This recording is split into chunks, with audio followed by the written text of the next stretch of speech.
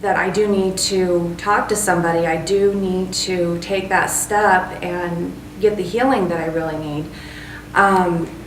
I finally picked up the phone and called the Women's Resource Center and asked if I could come in for some counseling. And so that's what I did, and it basically started a big step of healing in my life. After that day of meeting with the counselor, I went to attend a Bible study that they were having at the West Charleston office, the Heart Group. It's a post-abortion, counseling and Bible study. And it wasn't just a one-night thing. It lasted for about, if I remember correctly, about 4 or 5 weeks. And it really, it was hard. It ripped, it didn't really rip. It took apart layer of stuff that I was keeping inside. I was able to actually deal with certain things that I had been hiding for a long time. It really helped me understand that God was there. He knew what I was going through, and He was really wanting me to heal, and He had plans for me. He had, big plans, and He wanted to use my testimony to help other women. I completed the Heart Group and the study. You're basically given a certain gift, and the Lord really wants you to use it. I realized, I want to be a counselor. I want to help other women. I really, I know that there's major pains and hurts that other women have gone through, and if I could possibly, help prevent just one abortion, one woman from going through what I've gone through, it would be just, amazing. That would be just something that I would definitely, would want to do. And so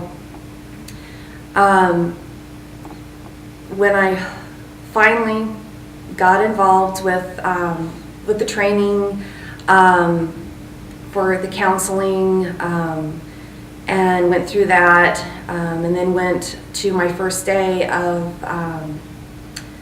shadowing. I really wasn't counseling, but I was shadowing another counselor. I remember coming home from that first day just totally on fire. It was the most awesome experience I've ever had in my life. Some of the situations that were dealt with that day were really tough.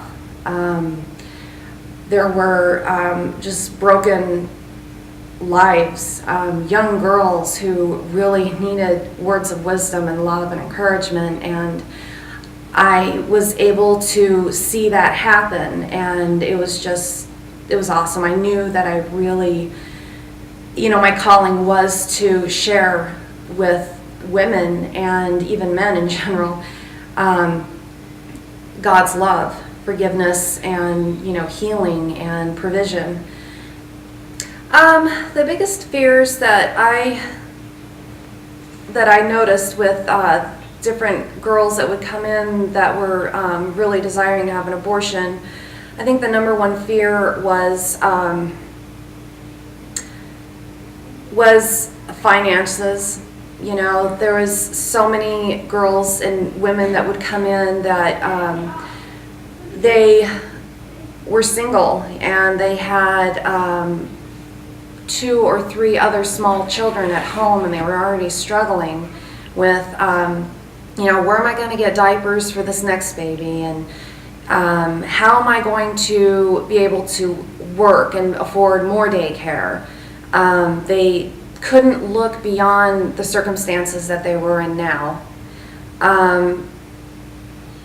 I think that another reason that was given from women that were wanting to have an abortion was the guy.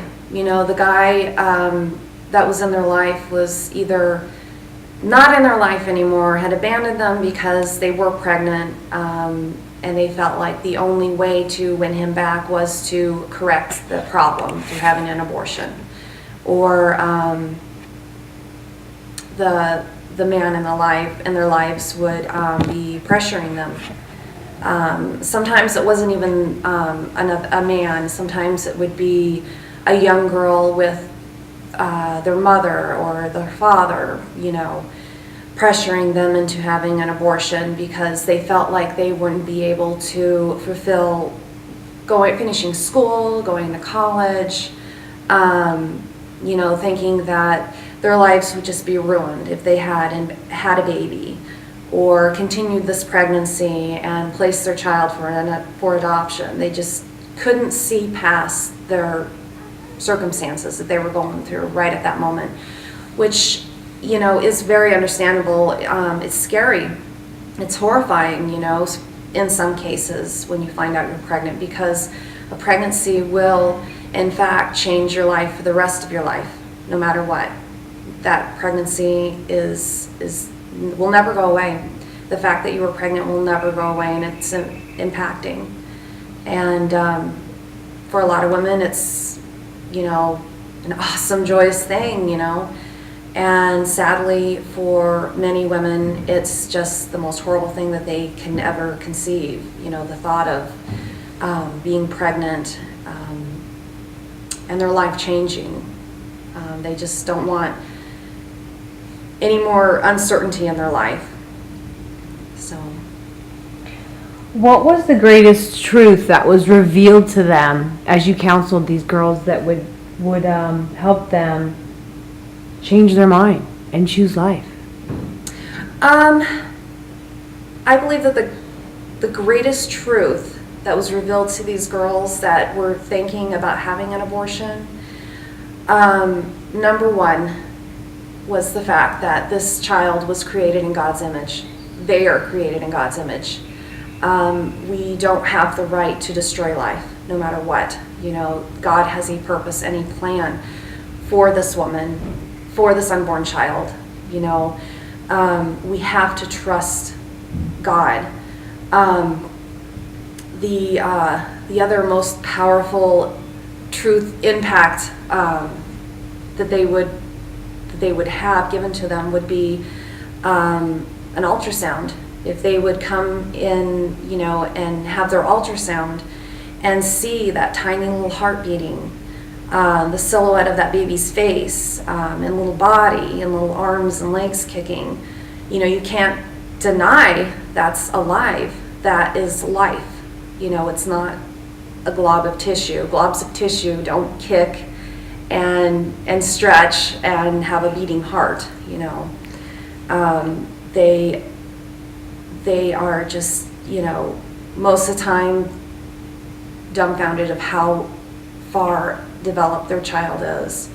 And a lot of times they would leave the ultrasound room with a picture of their sonogram and their baby, and they would just be ecstatic, grinning from ear to ear. And a lot of times the people that would come with them, their support system, whether it's their boyfriend or their mother, whoever, would have that reality, life-changing, for many of them. Basically, I was sleeping with all three, not at, at the same time or anything like that, but, different occasions. And just going with the flow of whatever I wanted to do and not taking responsibility for any of my actions. And my daughter, she was so neglected by me. I was not a good mother to her for a long time, which really, it hurts even today, I remember that in February of that year, I was thinking, I haven't had my period in a while. What's going on? Oh no, there's no way I could be pregnant. No way. I couldn't do something that stupid. All these thoughts were coming through in my head. Well, I waited and waited and waited, and finally I thought, I gotta go to the drugstore and get a pregnancy test. And I did. And my heart was pounding in my ears because I was scared to death, what the outcome was going to be. I knew that deep down I probably was pregnant, but I was trying to just ignore it and think, okay, maybe just one more week, things will happen. I won't be pregnant. Took the test at home and it was positive, and I was shocked. I was totally floored. All of everything that I was doing and getting involved in, the drinking, the partying, the promiscuousness, just came to a spiral, and my head was just numb. I couldn't think, how much stupider could somebody be to get into this situation. And so I called on the telephone one of my boyfriends who I was sure who the father was, and I told him that I took a pregnancy test and it was positive. And his reaction was really very interesting, kind of strange. He was okay with it. He said, well, okay, I guess my son will just have a little brother or sister. And the weird twist about this boyfriend was he was married, and I knew he was married. And so not only was I pregnant, but 90% positive that I was pregnant by a married man. And so that just totally undid me. I was angry. I was so angry with everybody, with myself, with him especially, with just the whole stupidity of what I was doing. And I was really afraid that that my dad would be ashamed of me, and people that knew me would be ashamed of me, that I would have another quote-unquote bastard child that I couldn't take care of. I knew from my first pregnancy with my daughter that was a baby. I knew that there was life. I was brought up in a religious home. I was brought up to be pro-life. I had taken fetal development classes. I did all of that throughout my pregnancy with my daughter. I knew what was going on. But when I was hit with that major truth of my situation, that all went out the door. That was the furthest thing from my mind. I was a deer caught in the headlights, and the only thing I knew to do was to get rid of this. I just felt like I had to. There was no other way, no other option. That's what I felt. Later that evening, I very shamefully talked to my dad about what happened, and I showed him the pregnancy test. And I remember what he said, and it was just another shock. He said to me, well, you're going to have to do something before it becomes human.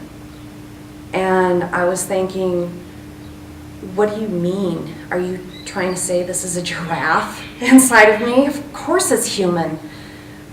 But that statement should have made me think a little deeper, but it didn't.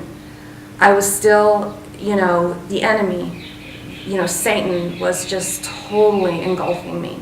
I was not thinking at all about this little life inside of me. I was thinking about my situation, about what was going on right now.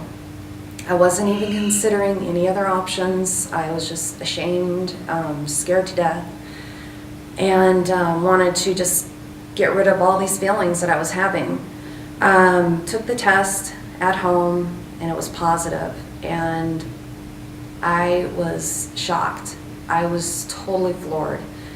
Wanted to just get rid of all these feelings that I was having. A week went by of agonizing over what I should do, and I called Planned Parenthood to find out the closest abortion clinic. Where should I go? And I couldn't even say the word abortion when I talked to the operator on the phone. I just told her I had a pregnancy and I needed to end it. I could not say abortion. I couldn't get myself to say that.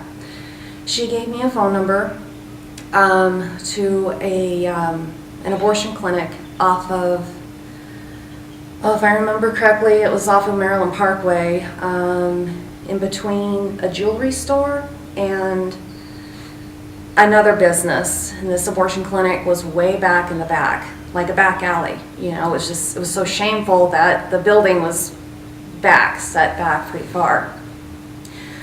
I had my dad's wife take me there, scared to death, so scared, and just in a daze. She paid for it. I went into the back room. I had to take another pregnancy test, fill out some paperwork. I couldn't even read a single line of paperwork. My eyes were so blurred. It was just crazy. My whole head was spinning. I was just, felt like I was going to pass out. I basically signed my name on the dotted line. The only counseling I got was that paperwork that I couldn't even read. The lady that basically dealt with me, she was very cold. Never really talked to me at all. Just basically sign here, come over here, sit there. Then I was led into a room that was very dim. I couldn't understand why the lights were so dim. I thought that, okay, this is an operating room. It's supposed to be bright, you know, because they're supposed to be knowing what they're doing. I was instructed to take my clothes off from my waist down and put a paper gown across my lap and just wait. So that's what I did. I started to kind of look around at some of the fixtures there in the room, and I started to have a panic attack. I was just trembling and I couldn't catch my breath. I started crying and crying and crying, and I got dressed. I sat down in a chair that was in the room, and I was crying and crying and crying, and I said, I can't do this. I'm sorry, I changed my mind. I can't do this. And her attitude toward me went from having, you know, a nice, calm, friendly, you know, demeanor to instantly being angry, very angry at me. I remember exactly what she said. She looked straight at me and she said, you know, I guess this is your problem that you're going to have to figure out. And marched me out. I went and went to the reception area. We went out in the car and I just bawled. I was just like, oh my gosh, what did I do? That was my one chance to fix this, and I blew it. I chickened out, you know, and these were all things that Satan was telling me, that I was a chicken. I blew it. I blew my one and only chance. Now what, you know, you're going to be stuck with this, you know. People are going to think that you're just a horrible person, you know, you can't take care of anything, da da da da da.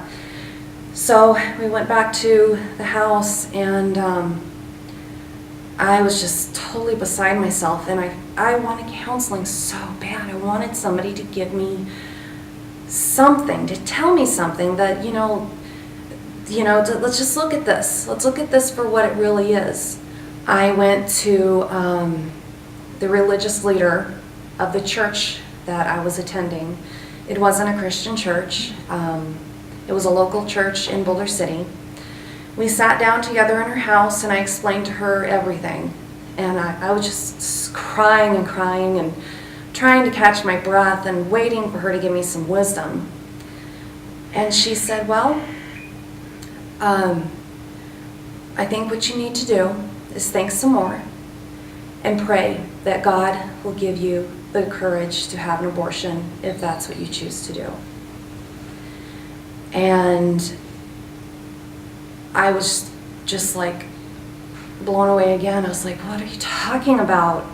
You know, everybody's telling me the same thing. And, I tried to do it, but I chickened out, is there anybody that can help me, give me anything else? We met, the religious lady and we met about a week later. I went another week of agonizing over what to do. We met at the church. We went up to the front. She laid hands on me and prayed for me, prayed that God would help me to have an abortion. After that meeting, it was sealed. I felt like I had to.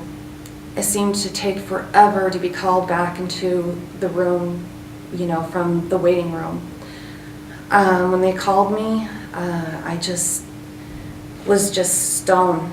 I was going to just get this done and over with and move on with the rest of my life. After this hard part's over, it'll be okay. I'll be fine. I will not get caught in a situation like this again. I've learned my lesson. It's been a really agonizing 2 weeks. I'm done. Went back into a different dim lit room. The nurse administered a certain twilight drug, which was supposed to put me to sleep. The twilight drug works differently on different women. Sometimes you do get knocked out, sometimes you don't. You just get really doped up and you go in and out of consciousness. And I wasn't asleep. I experienced every second of that abortion. They shoved my hands back and told me to shut up. And I asked one of the nurses, could you please hold my hand? I was scared to death, and they wouldn't. They just wanted to hurry and get me out, get the next girl in. After the procedure was done, I was plopped into a wheelchair, half-dressed, with my clothes on my lap, with my shoes. I was wheeled into a waiting area, a recovery area, where there were 4 couches, and there were probably about 9 other women that were just flopped on the couch, just doped up, who had just had an abortion, bleeding. Some of them were moaning, some were snoring.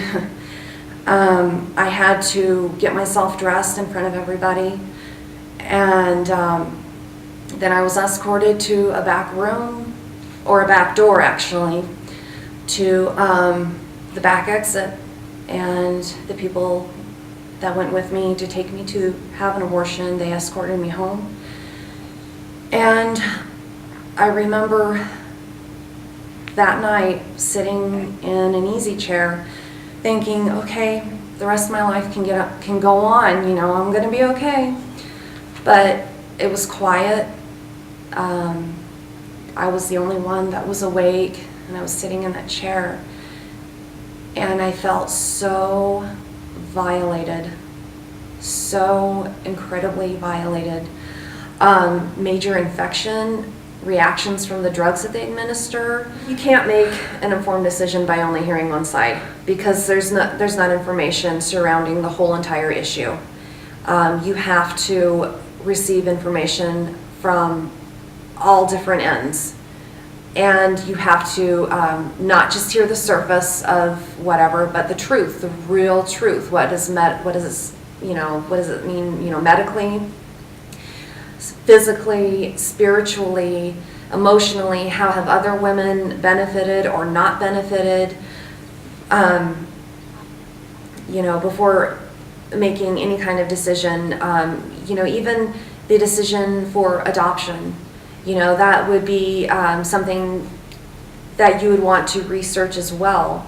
And I wouldn't, I wouldn't make a decision on buying a car by just, going into one dealership and, oh, I like the blue one. I'll get the blue one because I like the color blue. No, you don't. You go online, you research, you ask people about what their opinion is, and how have they enjoyed owning a certain car or whatever. You don't make a decision on a pregnancy from just what one person has said. No, you really need counseling. You need real counseling, not just the surface. You need to get down deep because it will affect you and your family and everybody around you that knows for life. I do agree that the abortion industry is a multi-million-dollar industry, and the American people are not getting the truth. They are not, because it will cost this industry dearly. Why would they want to sacrifice their, blood-soaked dollars in order to have more education, real education, not just, just on planned pregnancy or, birth control or whatever, I believe that every dollar that is spent on the abortion industry or on planned pregnancy, Planned Parenthood is blood-soaked, and if you have something quote-unquote good, why ruin it? And I believe that's the attitude that has been for quite a long time. The fact that there are thousands of women right this very minute that are facing a decision, they're wanting to have an abortion.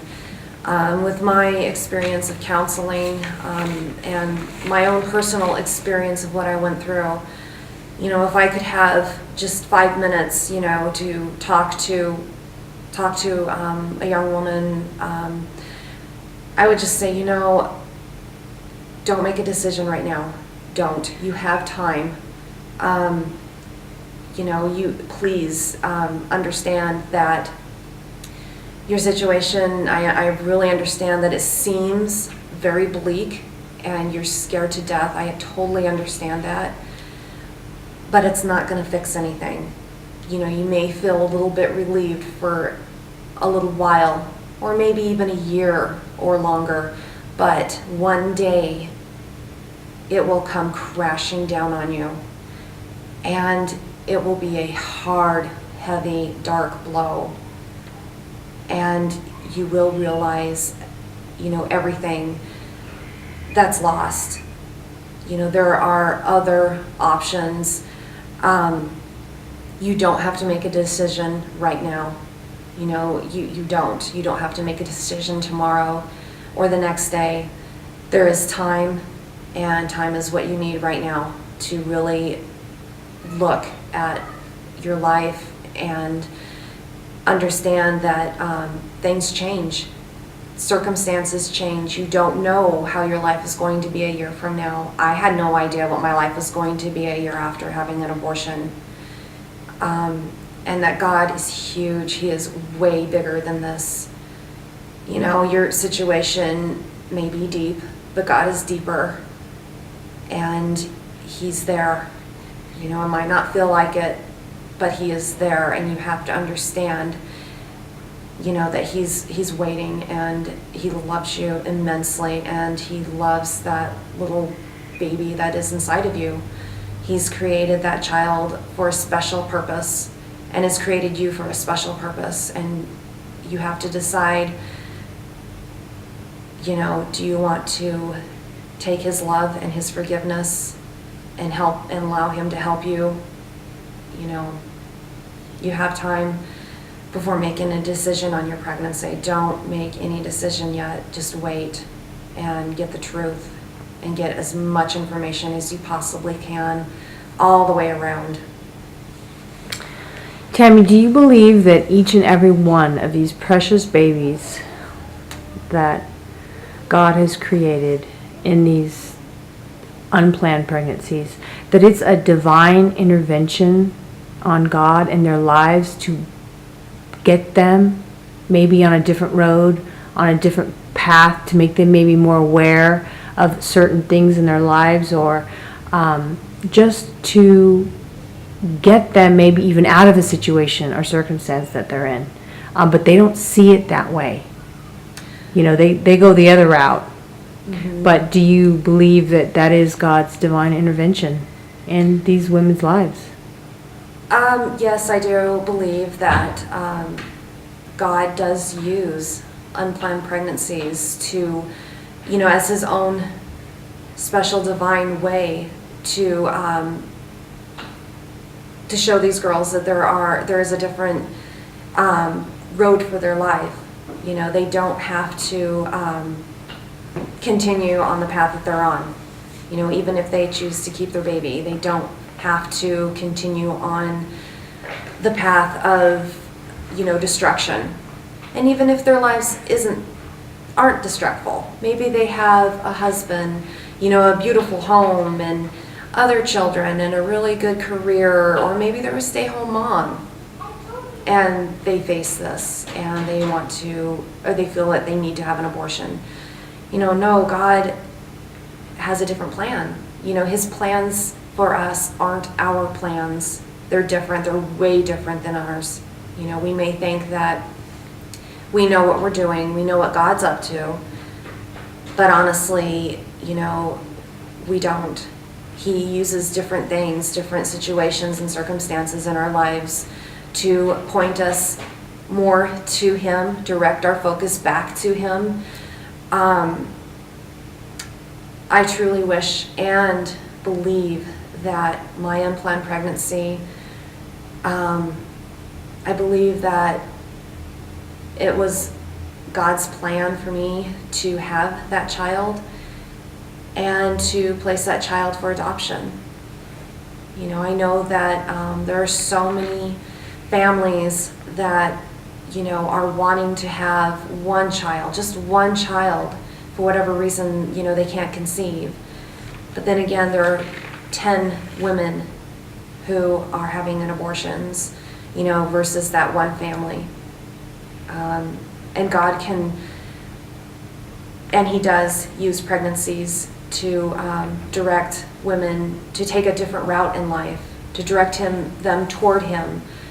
I remember counseling one girl in particular who was a Christian, came from a Christian home, knew abortion was wrong, but she was just so devastated. She was pregnant, and we talked for 3 hours in the counseling room about everything.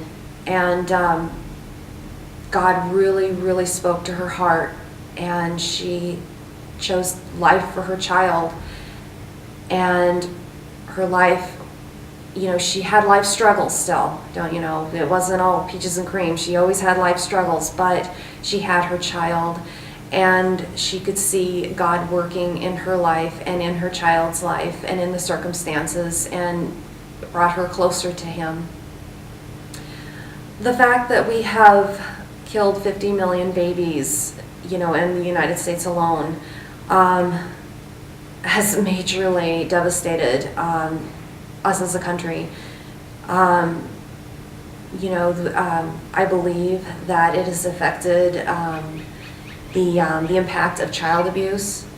I believe that, you know, a country that will murder its most innocent, you know, being, which is an unborn child, you know, God, he's not going to have, you know, that hand of grace upon us for very much longer. You know, when we, you know, blindly just, you know, continue to go on and support the abortion industry by not standing up and speaking out and, you know, writing letters to, you know, our congressman, you know, to the mayor even, not taking action, you know, that we're, you know, speaking out for the unborn, it's has devastated our country immensely. You know, I can see how things have changed, you know, from the past 15, 16 years, you know, how things have just spiraled downhill. You know, that's right now it seems like our economy is the most, you know, horrible issue. You know, we have to fix our economy. You know, life is going to be so hard, so horrible unless we fix our economy, and, you know, and people's homes stop going in foreclosure and so on and so forth, and jobs and whatever. That's not the biggest problem we're facing. The biggest problem we're facing is the lack of understanding, you know, the whole spiritual realm of, you know, what we're doing. I believe that the abortion industry has bitten a big chunk in marriage. You can go out with your boyfriend, get pregnant, it's okay, everybody has sex, blah, blah, blah. If you do get pregnant, you can have an abortion. If you want to prevent all that from happening, just get on birth control. You don't have to get married. You can just have promiscuous sex. Marriage, that's old-fashioned. No, God created marriage. That was just like, that was like one of the first things that he did was marriage between Adam and Eve, in the back in the garden. Satan hates that. So, he's used the abortion industry to destroy that. I believe that the abortion industry has taken a huge chunk out of how we feel about children in general and the elderly. If they're going to be a burden, we'll just, erase the problem. If having a child is going to be a burden, well, we'll just erase it. We'll have an abortion. If taking care of, our elderly is going to be a burden, we'll just put them up, and put them away, in a home or whatever, and just turn our back and never, have a direct impact on that. A few years ago, nobody really made a big enough stink when it came to, what was her name? The lady that has... Terry Schiavo, was it? Yeah. Years ago, or it wasn't too long ago, the American people, or even worldwide, didn't make very much of an effort to, protest what happened to Terry Schiavo. She was a burden, so they just removed her feeding tube and allowed her to starve to death. It's just awful how Satan has totally pickled America's brains. I think the main reason why why women choose abortion, why men and women both feel that abortion would be the best thing is because that is the lie that the world is telling us, what Satan is telling us. I know that, little girls and little boys, when they see a pregnant woman, and you ask them, what is in that lady's tummy? They'll say a baby, because they know it's a baby. They don't say it's a blob or it's fetal tissue or pregnancy. They say it's a baby, and that innocence, that truth, I believe, gets stripped away little by little by little after, throughout the years of a person's life. I believe that it happens with the everything from the school system through just sometimes even churches. Unfortunately, they take God's truth. Society in general takes God's truth and just strips it and saws it down to what they want it to be. And you're left with a lie. I do believe that we need to make this generation right now and the one coming up aware of this choice, that they have. There is other choices other than to have an abortion. There's the choice to remain abstinent until marriage. There is the choice of, when you do become pregnant, to trust God, to trust God, to not listen to what others are saying, what the world is saying, what your heart might be saying at that moment, if it's anything but, the truth. As a mother, what I needed the most, with raising my daughter, support, major support, to know, and education, support and education, not just finances. That really helps, but the support from friends and family, and from, society in general, that having a child is good. It's not a curse, it's not a punishment. Contrary to what even our leader of today says, having a baby is not a punishment. It isn't. It's a blessing. It is a major, major, amazing blessing. Understanding that that it's tough, and to have somebody there to reassure that it's okay. We can help you. Let me show you. Give you helpful advice on how to discipline, how to how to correct a situation. Support from church, from a church body is a number one major thing. Basically wrap their arms around those who are struggling, parents that are struggling, a single mom that's struggling. Give them the just the love and encouragement that they need.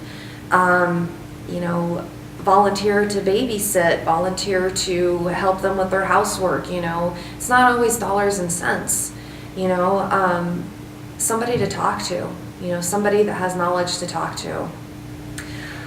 I think the most valuable lesson that my daughter has taught me is unconditional love. The way the world views life versus the way God views life. The way the world views life is basically you're not alive until you take that first breath after having the doctor slap you on your backside. And that life is, just disposable. You can, it's not precious. It's a lot of different, mixed up theories. I've heard so many different mixed up theories about, what life is and what happens after life, from different people and from my own, understanding before I was saved.